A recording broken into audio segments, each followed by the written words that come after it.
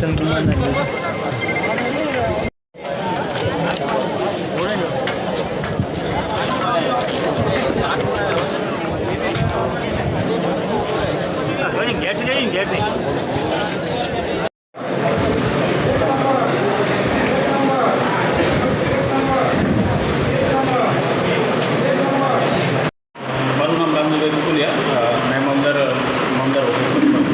આજરોજ લખપત તાલુકાની 5 ગ્રામ પંચાયતોની મતગણતરી સંપૂર્ણ થયેલ છે. મતગણતરી સવારે 9 વાગે ચાલુ થયેલ હતી અને 3 વાગ્યા સુધી પૂર્ણ કરવામાં આવેલ છે.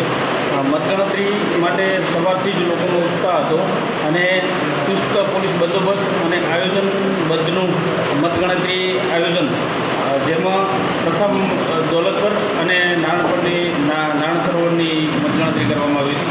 ત્યારબાદ વિરાણી, માતાના મઢ અને બરંદાની મતગણતરી કરવામાં આવી હતી. મતગણતરી દરમિયાન કોઈ વિક્ષેપ ઊભો થયો નહોતો અને કોઈ જાતના રિકાઉન્ટિંગ કે વિક્ષેપ વગર